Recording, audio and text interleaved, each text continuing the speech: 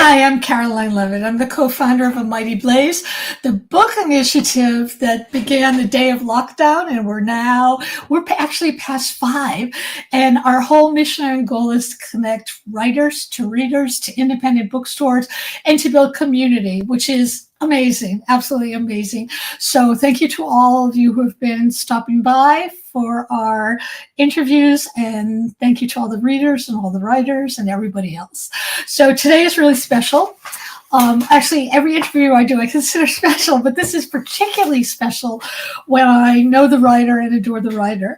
This is Beth Kephart's gorgeous book, and please notice that the cover was painted by her husband. It's an oil painting. You cannot see how beautiful it is here, but it's totally, totally beautiful. The book is Tomorrow Will Bring Sunday's News, and it's absolutely glorious and gorgeous and important. So I want to tell you a few housekeeping things before I go into my intro. You will see this chat on the right. I have made it easy for all of you to go and buy all of Beth's books, and they're all wonderful, and I have them all here too. Bookshop.org, or just walk to your favorite indie store. It's absolutely great. If you have any comments or any questions, just pop them in the chat and we'll get to them. Don't be shy. Don't be shy. Okay, so Beth Kephart is the award-winning author of nearly 40 works of fiction and nonfiction, including a series of picture book bios. She has chaired national literature juries, written about memoir and literature for national publications, and she's presented keynotes and participated in panel discussions on behalf of the National Conference of Teachers of English, the Decatur Book Festival, Bank Street, more. She also works as a brilliant writer and a strategist for organizations in the healthcare, real estate, and construction industries. She's a teacher of creative nonfiction and fiction at the University of Pennsylvania. She received the 2015 Beltram Family Award for Innovative Teaching and Mentoring. She was the 2013 National Young Arts Master Writing Teacher and has conducted workshops across the country in a wide variety of settings. She was named one of 50 writers celebrated in the year-long Philadelphia Literary Legacy exhibit at the Philadelphia International Airport, and passages and photographs from her book, Love, A Philadelphia Affair, were the subject of a 6-month display at the Philadelphia International Airport. Beth and her husband co-created and managed Bind by Bind, a handmade book collection on Etsy, Bind Arts, and there's also I'm going to pop this actually in the chat so you can go and look at it. It's for the website. I want to tell you, if everybody sort of looks at that black shelf behind me, you can see that gorgeous bolt of blue. That is one of the handmade books that Beth Kephart made, and she made it for me, and I love it so much I want to marry it. Okay, so before I allow Beth to speak, I want to read a rave for the book because I think it encapsulates what this gorgeous book is all about. Okay, this is starred bookless. Now in her late 60s, Peggy née Finley lies dying alone, her husband providing only minimal care, her lonely, pain-infused days buoyed by visits from her 9-year-old granddaughter, to whom she wants to tell the story of her life. Peggy has her memories to herself, memories of being the youngest girl in a large Irish family from Philadelphia in the early 20th century, of her preserving parents and diligent siblings, and roaming conversations with her across the alley friend, Lainey, but mostly her recollections are of an unnamed boy, her first love, who was sent off to World War I and never returned. There's memories, too, of the hard factory work that rooked her father's life and the Spanish flu that took others. Kephart distills the precarious nature of life, bracketed by the dual tragedies of that era, with palpable humanity, aching depth, and timeless understanding. In this, her first novel for adults, Kephart, a prolific essayist and writer of young adult novels, mines the story of her own grandmother's life to bring an intimacy and immediacy to Peggy's poignant tale. Her prose's lilting cadence, echoing the sound of a heart breaking anew. Isn't that just gorgeous? That is breathtaking. I have one more review to read. This is from Review Small Press Books. In this deeply felt and thoughtfully crafted book, Kephart makes us care deeply about Peggy and about Philadelphia. The writing in "Tomorrow will bring Sunday's news" is staggeringly beautiful. Isn't that wonderful? Don't you want to just tattoo that on your face? Staggeringly beautiful, and it feels unfailingly in tune with the emotions of the characters and with the book's historical settings. Thank you so much for being here, Beth Kephart, to talk about your book. Right now, that was amazing. I have nothing to add. First of all, you are so generous with all of us, and I so deeply appreciate it. We all do. You are a heroine in the world of books. And those 2 reviews, this is a small press book. It's amazing. It's amazing. Published by someone I now consider to be one of my very best friends in the world, but I didn't know her at the time. She is C.K. Williams' daughter. C.K. Williams was a famous Pulitzer Prize winning poet, and she and her mom, who is an extraordinary, more than copy-editor, fact checker, they went through this book 20 times. I got back and forth, checking the apostrophes on the name of knitting mills and Manioc and all the rest of it. They were remarkable. And to have a book be so taken care of and so loved with, as you said, my husband's imagery on the front. Yep. And then those 2 reviews, which came in before the book launched, I think I have now almost 40 books into my life as a writer. I have a very different expectation of what writing should yield. And this book it has yielded that. It has yielded the companionship of dear friends at 3 different book launches, and Jesse's friends in the 3rd one, conversations with people like you, and those 2 reviewers who took the time not just to read the book, but to sink into it was so remarkable for me to see readers so deeply understand what I was trying to do. And I think that that's enough in a way, don't you? Having conversations, being seen. It's a different world, and I think we have to be hugely grateful for the immediacy of those we love talking to us, or a few people we didn't know before reading us closely. There is an amazing origin story to this book, which you talk about in the book. But I would like to have you tell us, what was it that was haunting you about that gave birth to this remarkable book? So my grandmother died when I was 9. She lived in Philadelphia. She loved me without compromise, and I knew that, and I felt that. And it was something that, when you have that kind of undiluted love for you, and when it goes so quickly, it's hard. But I knew nothing about her. My mother did not come from means, and did not talk about her mother. And I was always wondering, who is my grandmother? In Thanksgiving 2022, my brother, with whom I'm very close, shows up at my house for Thanksgiving with his family and a box. And in that box are ornaments that my uncle made, my grandmother's son, and a letter that was to have arrived to my house 20 years before. But this box, there was something for my brother and my sister.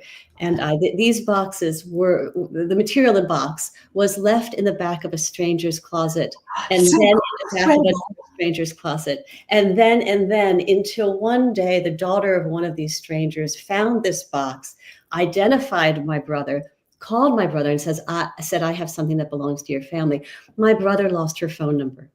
So then a few more years went by, and this woman whose name is Karen tried my brother again. This time my brother did not lose the number. And inside the box, in addition to these ornaments that were always meant for my uncle's nieces and nephew, was a 1.5 close to 2-page, single-spaced, typewritten letter from my Aunt Miriam, who was my grandmother's niece. And this letter introduced my grandmother to me. It was her biography, her favorite song among my souvenirs.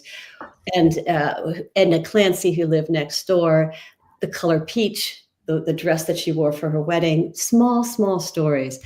But inside that was, I believe she worked for Fleischer Yarn, a textile, I think, company. I love that. I think. And so immediately I'm looking up Fleischer Yarn. My grandmother worked for Fleischer. Didn't say what year she worked in, but at 26th and Reed. And the factory that was at 26th and Reed was built in 1917.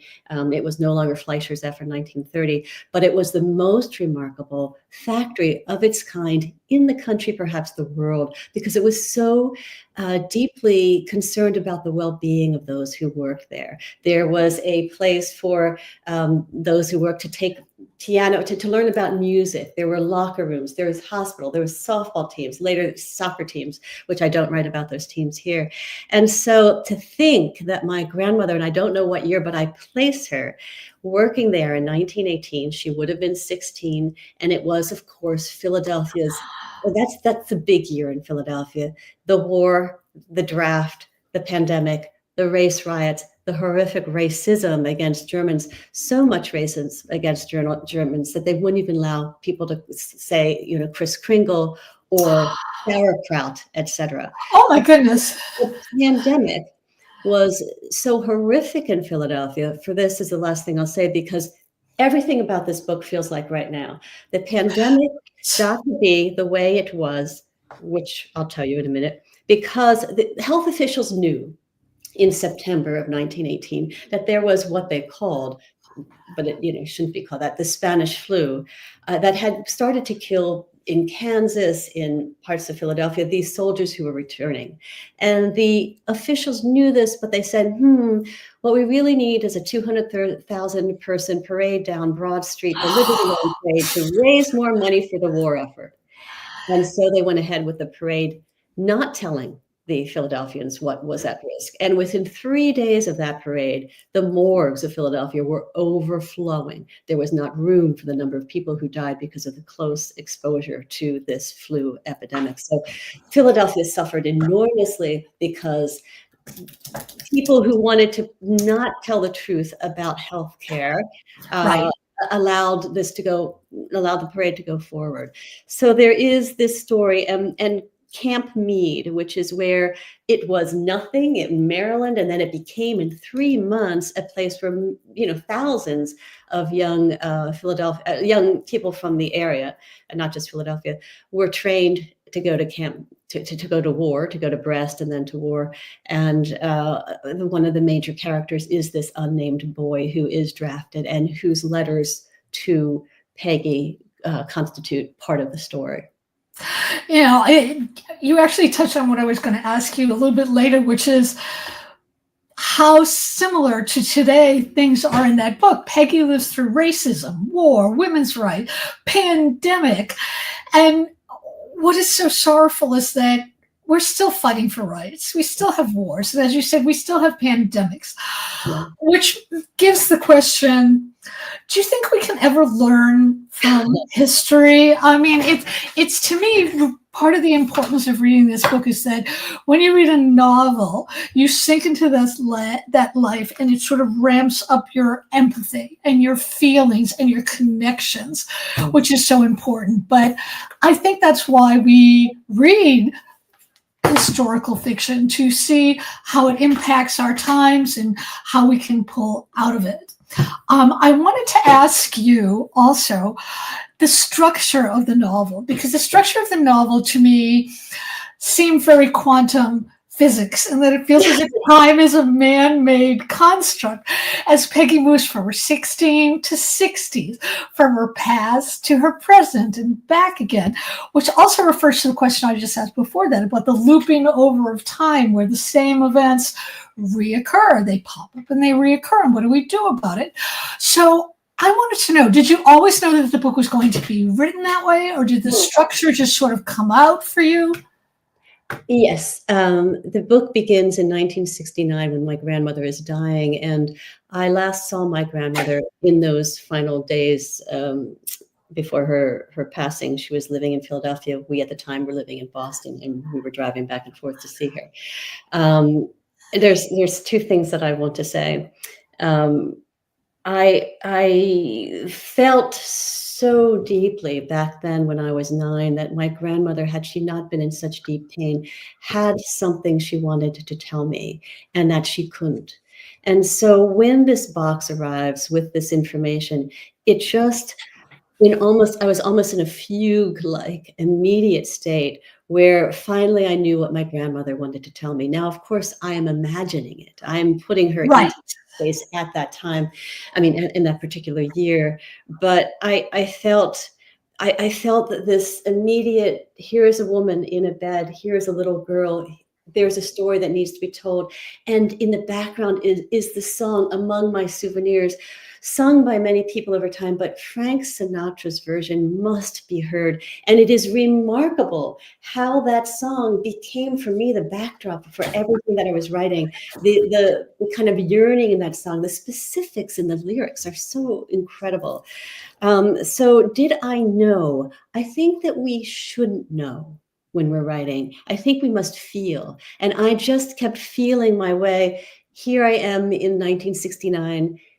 Here is my grandmother able to turn and remember with clarity. Here she is, foggy and confused. Is it January? Is it February? And back again. And then slicing into that is me of now, talking about the way the book, the way memory and imagination are fusing to make the book, Mhm. in an academic way. But I mean, the piece of the book that kind of says this all is, I am reading a passage of it to my son over the phone, who lives in Hoboken, right near you. And Oh, and he says to me something like, it's in the book specifically what he said, because I wrote it down. Is it fiction or is it nonfiction? It sounds like both is essentially what he's saying. And I say exactly, because I've written so much memoir and I've written so much fiction for young adults, except really it felt like adults, but I don't see much difference between them. And here I had this gorgeous opportunity, or felt opportunity or privilege, to merge the two, the nonfiction and the fiction. And as a paper artist, a collage artist, I am often thinking, even more so in everything that I make, about how pieces make a whole. And in mhm. fact, I have one here. I don't know if you'll be able to see this. You won't really, there's light on it. There's But light on it, but it looks beautiful. so I made a piece of art for every month in 1918 in the book. That is November, Wow. others. And so, Wait. Did you make the art before you no, got into writing that month or I was after? making them kind of, I had the ideas for them, but what I want to say, you can't tell it all. It's silly for me to try. But that piece of art, like all of them, are a fusion of Hanji paper and mulberry papers that I have printed, that I have cyanotyped. I have done all these treatments, and then they're layer upon layer, because it's very thin paper, layer upon layer. And then just the rising up and the kind of texture of what recedes, what comes forward. And I think that what allowed me to make the book the way I made it is because I'm so deeply involved now with texture and what's oblique, what's what's opaque. I mean to say, what's transparent. And I don't know if you ever watched Michael Ondaatje's, who is one of my great heroes. There's a little girl named Hannah in the book, because there's a Hannah in The English Patient. But if you ever watch the movie, and I've been rereading books that I love as part of my life now, of The English Patient, what I love is how the bedspread becomes sand and back and forth. And I was trying to be that. Trying is the wrong word. I was aware of the pleasing nature of making a book where something would pass through something and rise higher and then come back. It felt like a three-dimensional volumetric experience for me. Well, I think that also sort of pops up to the question of what is really reality. I mean, if you're hypnotized and somebody tells you, "I'm putting flames to your arms," human skin will blister. But there's no flame there, but it feels real. And Yeah, it's the same thing with fiction. If it feels real, yeah. do you feel now that you have fused more understanding into your relationship with your grandmother? And do you feel that that's real? Yes. Yes. I do. I do. I feel as if a couple of the second piece that I wanted to mention is that, my grandmother had very little. When she died, my grandfather began to go foxtrotting, and he, within a few years, although it felt much less to me, he met a woman and he married her. And anything that was in their very, very tiny home, very tiny row home at 6840 Geyer Avenue in Southwest Philadelphia, was essentially rooted out. And what my mother went racing down there, and there was only what was left was the silver mirror and a few rugs and a pearl that I was allowed to wear from the time I was 16, which I lost when I was playing with he was 5. It was dark. We were waiting for the Red Baron outside in a playground in the winter. And when I came home that day, I no longer had that pearl around my neck.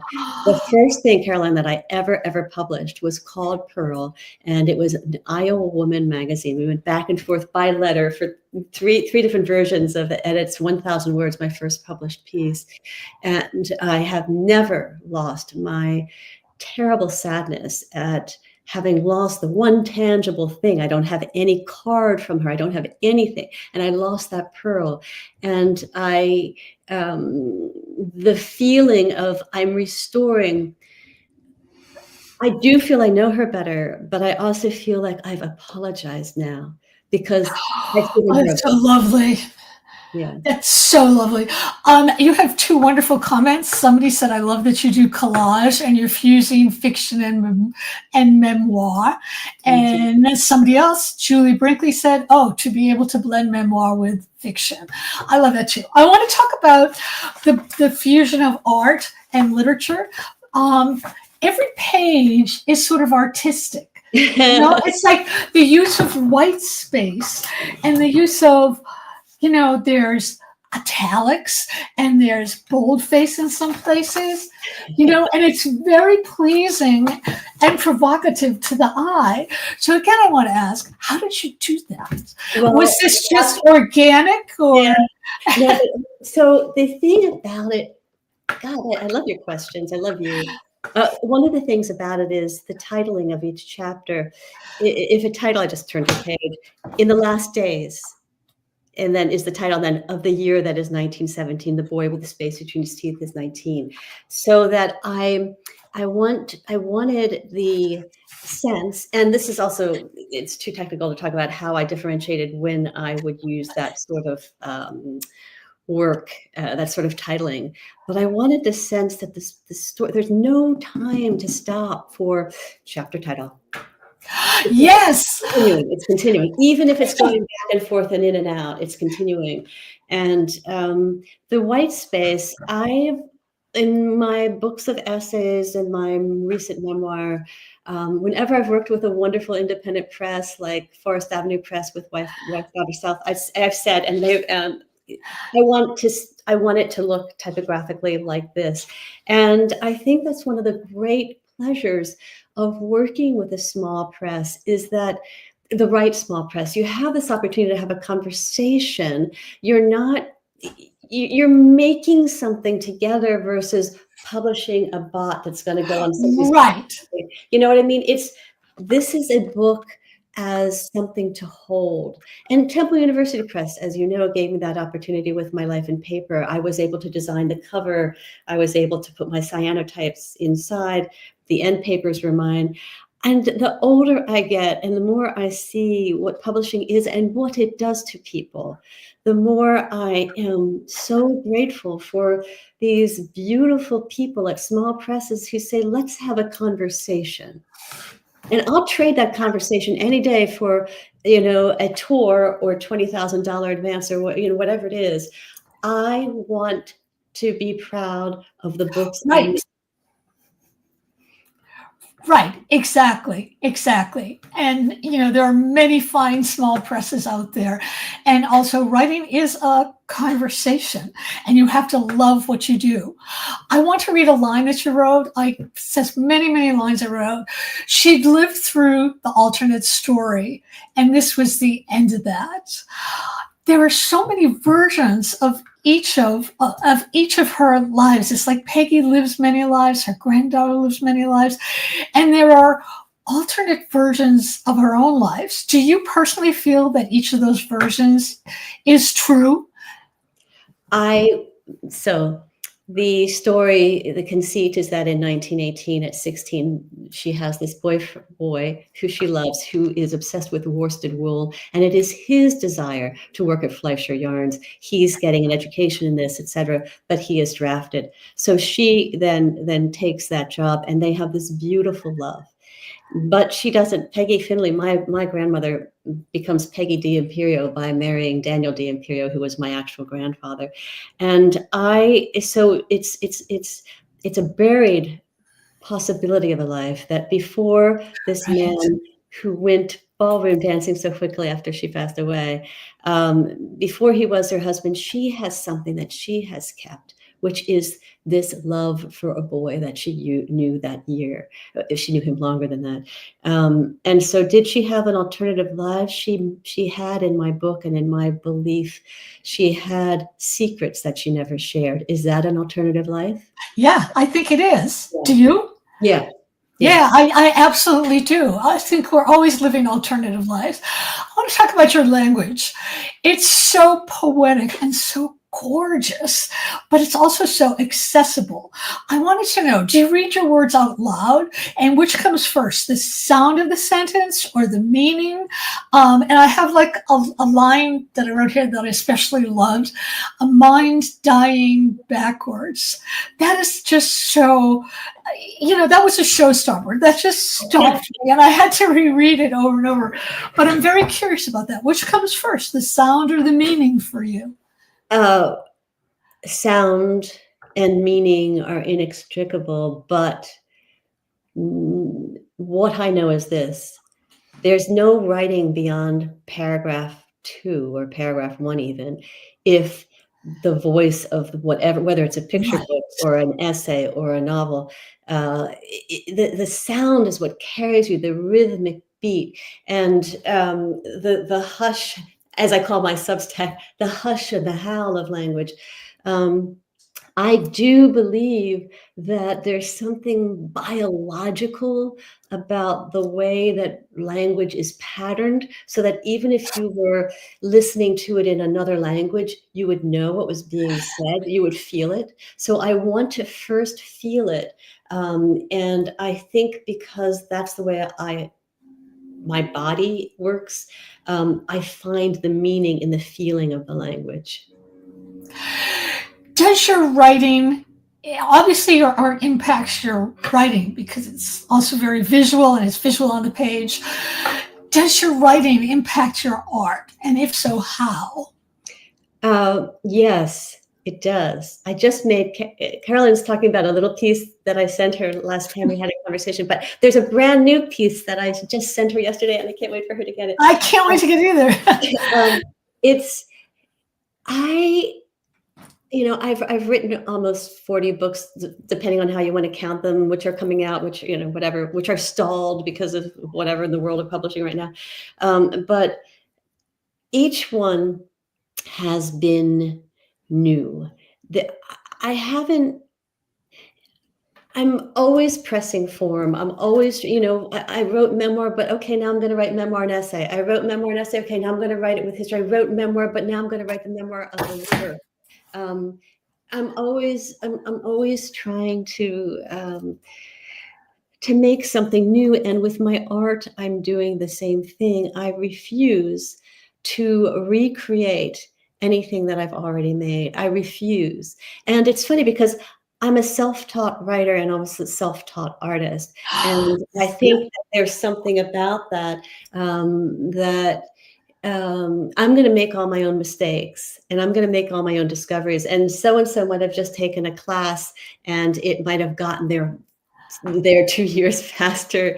But I love when I rip something, I love the feeling of Reeves paper, when I rip it, when I listen to the sound of it, when there's that small torn edge, I'm so delighted because there's no other torn edge like it anywhere, and I get to do something new with it. So yeah, the same thing with I am not satisfied in anything that I'm doing unless it's unexpected. I'm on the edge of always failing. I often do fail. But with writing, hell, you just wait 5 years till you stop failing. You know what I mean?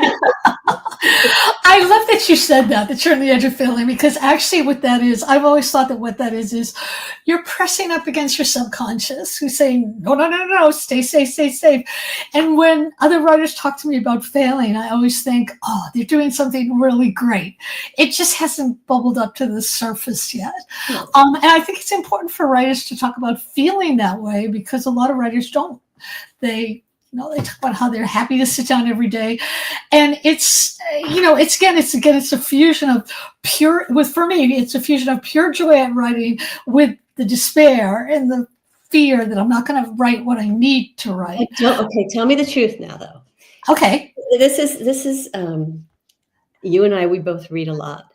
Mm-hmm. Yet you always tell when reading, when someone got, even a great, great writer that you love, got locked into an idea or a false note or a false sound and just pushed their way through, but never stopped to say, this isn't really working, but I just had that experience with one of my favorite writers where I was on each page saying to myself, this is where he sunk in, nearly failed, made it desperate, urgent. I love this. This is where he felt safe. It feels safe. And yeah, we know that, right?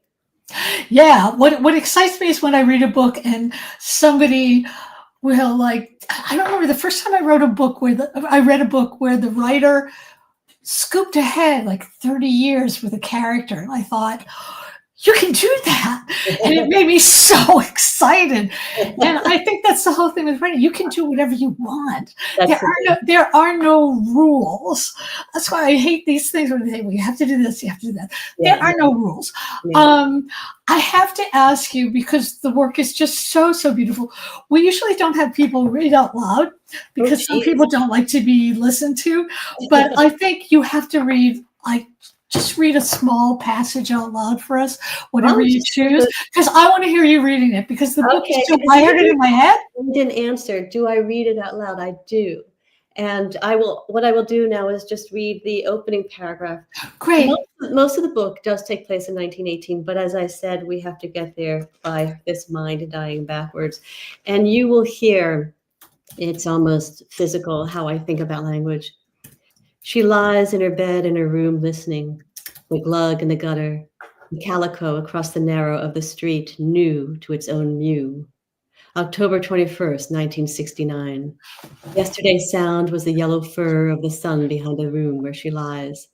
It was the sound of the basketball in the park past the alley, slapped against the ground so many times by an invisible hand that she would have done anything to crush it into silence. But what could she do? Who would carry her the distance, lift her head, find her words? And besides, it is raining now, the pleasing pattering of liquid weather. The yellow fur of the sun, that is just the most gorgeous writing. It's just, I marveled. It's just so beautiful. You never think, you took two things that you don't think of working, and I knew exactly what it felt like. I just knew. So thank you so much for reading. I want to tell everybody out there, thank you so much for coming. Thank you for the people who made comments and questions. Don't forget, go to your favorite independent bookstore, or you can go to bookshop.org. They have all of Beth's books. Buy from there. It helps the community. It'll help you because you'll love the book. Here's this gorgeous cover again. It's absolutely beautiful, beautiful book. Tomorrow we'll bring Sunday's news. Thank you so much for being here, Beth. Thank you all for being here. Thanks is all to you. I will see all of you next time.